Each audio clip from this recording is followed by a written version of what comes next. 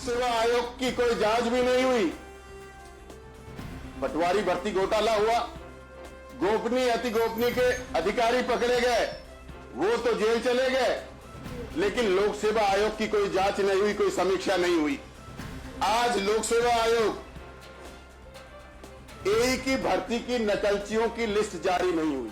हाकम सिंह, जिसके नाम पर सरकार कहती थी कि बड़े हमने मगरमच्छों को जेल भेज दिया, छूट कर आ गए। हमारे प्रदेश के युवा अन्य राज्यों के होटलों में काम कर रहे हैं और हमारे यहाँ जिन युवाओं को अधिकार मिलना चाहिए था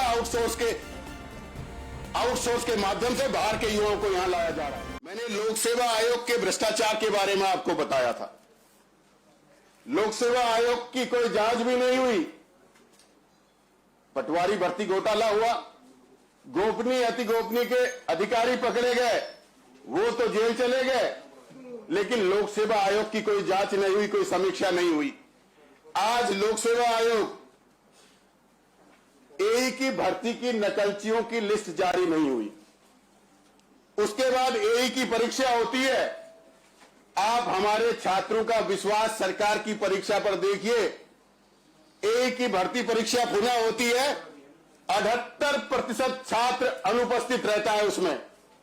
मैं आपके माध्यम से कहना चाहता हूं, इस भर्ती में 78% छात्रों की अनुपस्थिति ये दर्शाती है कि उत्तराखंड के युवाओं का विश्वास सरकार की भर्ती प्रक्रिया से पूरी तरह से उठ चुका है। हाकम सिंह, जिसके नाम पर सरकार कहती थी कि बड़े हमने मगरमच्छों को जेल भेज दिया, छूट कर आ गए। जमानत, लचर पैरवी, कमजोर पैरवी, सारे छूट के आ गए हैं।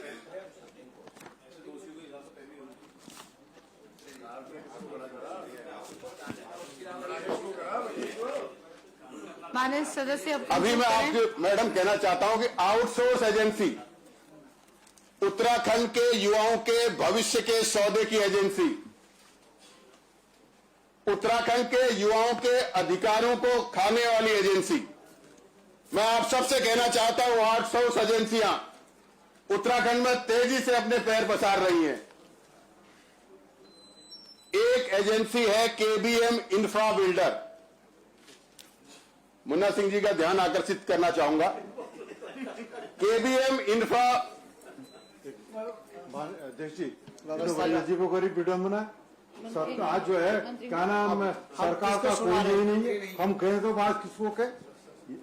अध्यक्ष जी, अब आप अंदाजा लगा सकते हैं सरकार कितनी संवेदनशील है। केबीएम इंफ्रा बिल्डर ये एक ठेकेदार की एजेंसी है। ये रोडें बनाते हैं, ये भवन निर्माण करते हैं, ये पुल के निर्माण करते हैं। मंत्री जी सुनिए, ये पुल के निर्माण करते हैं। और उत्तराखंड तकनीकी शिक्षा मंत्री जी नहीं है, टेक्निकल एजुकेशन को हम आगे बढ़ा रहे हैं और इस ठेकेदार की कंपनी को पॉलिटेक्निक प्रवक्ताओं की नियुक्ति के लिए चयनित कर दिया जाता है। कोई मानक है इस प्रदेश में किसी आउटसोर्सिंग एजेंसी के पीछे उसका क्या बैकग्राउंड होगा, किस चीज को चुनने के लिए? एक ठेकेदार जो रोड बना रहा है उसको पॉलिटेक्निक प्रवक्ता का चयन करने के लिए उस कंपनी को चुन दिया जाता है। मैं आपसे कहना चाहता हूं, हमारे प्रदेश, एक कहावत है कि पहाड़ का पानी और पहाड़ की जवानी पहाड़ के काम नहीं आई। पहाड़ का पानी, ऊर्जा प्रदेश कहे जाने में आज 8-8 घंटे बिजली कट रही है सबके यहां। पहाड़ की जवानी, इसको सरकार धक्के मारकर निकाल रही है। आउटसोर्सिंग एजेंसियां, मैं आपसे कहना चाहता हूं, हमारे प्रदेश में समूह ग और समूह घ, हर प्रदेश में ग्रुप सी और ग्रुप डी की जो भर्ती होती है, उस भर्ती में राज्य का स्थायी निवासी होना अनिवार्य है। लेकिन सरकार तो अधिकारियों के आगे नतमस्तक है। मुझे लगता है या तो जानकारी का अभाव है, या प्रदेश के बारे में सोचना नहीं चाहते, या फिर अधिकारियों के आगे नतमस्तक है। समूह ग की भर्तियों को पहले सरकार ने सरकारी खत्म किया, अब समूह ग की भर्तियों को ज्यादा से ज्यादा आउटसोर्स से कर रहे हैं, जिसमें अन्य राज्यों के लोगों को लाकर इन अधिकारियों के हिसाब से लगाया जा रहा है। आप अपनी यहां सभा पर जाकर देखना। क्यों नहीं आउटसोर्स में समूह ग और समूह घ की जो भर्तियां ली जा रही हैं उसमें राज्य का स्थायी निवासी होना अनिवार्य क्यों नहीं किया जा रहा है? मैं यहां आपके माध्यम से सरकार से पूछना चाहता हूं। आज आप चले जाइए पौड़ी के सर्किट हाउस में, वहां अन्य राज्य के लोग अगर 20 है तो 14 नियुक्तियां अन्य राज्यों की है। आप कहीं भी चले जाइए, जो आउटसोर्स से नियुक्तियां हैं उनके सौदेबाजी हो रही है और अन्य राज्यों के लोग आकर उन नियुक्तियों पर बैठ रहे हैं। क्यों समूह ग और समूह घ में अगर आप आउटसोर्स से भी कर रहे हैं तो उसमें राज्य का स्थायी निवासी होना कंपलसरी आप क्यों नहीं कर रहे हैं? मैं कहना चाहता हूं, आपने उपनल को जब आउटसोर्सिंग एजेंसी बना रखा है तो हम उससे क्यों नहीं करते? सरकारी संस्था है, उसमें हम अपने नियम क्यों नहीं लगाते? मैं आपसे कहना चाहता हूं, पीआरडी को आपने आउटसोर्सिंग एजेंसी बना रखा है, आउटसोर्सिंग एजेंसी नहीं बना रखा है। उस एजेंसी के नीचे उत्तराखंड के युवाओं से गुलामी कराई जा रही है। मैं आपसे कहता हूं, पीआरडी को आउटसोर्सिंग एजेंसी बना रखा है, दैनिक वेतन भोगी के रूप में उनसे कार्य कराया जा रहा है।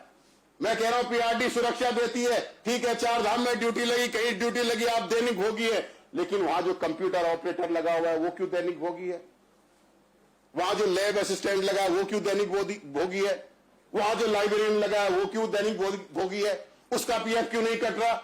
उसकी छुट्टियों के पैसे क्यों कट रहे? कैसी ये व्यवस्था है? मैं आपसे कहना चाहता हूं, पीआरडी से आप ड्राइवर लगाते हो, उसकी तनख्वाह 18 से 21,000 है। टीएनएम आउटसोर्सिंग एजेंसी से आप लगाते हैं, उसकी तनख्वाह 8,500 से 12,000 है। वहीं स्वास्थ्य विभाग में कैसा ये मानक है, कैसा ये घोटाला है, कैसे ये युवाओं के साथ खिलवाड़ हो रहा है?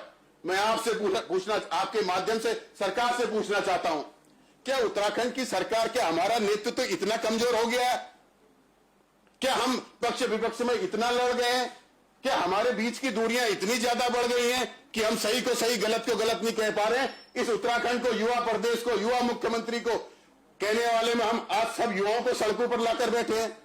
सीबीआई जांच, पेड़ कटने की, अध्यक्ष जी इस प्रदेश में पेड़ कटते हैं, उसकी सीबीआई जांच के आदेश हो जाते हैं, लेकिन युवाओं की भर्ती को बेचा जाता है, लगातार भ्रष्टाचार होता है, आरोपी पकड़े जाते हैं, छूट जाते हैं, उसकी सीबीआई के लिए सरकार घबराती है।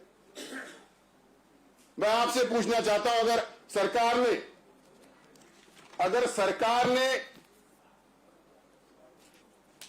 लोक सेवा आयोग के खिलाफ कड़ी कार्रवाई की होती, उनके अधिकारियों के खिलाफ कार्रवाई करी होती, इस्तीफा देकर चले जाना ये परंपरा हमारे प्रदेश की बन गई है।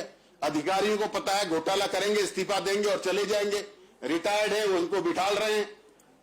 आज ग्रुप बी पीसीएस के समान 4800 ग्रेड पे की भर्ती,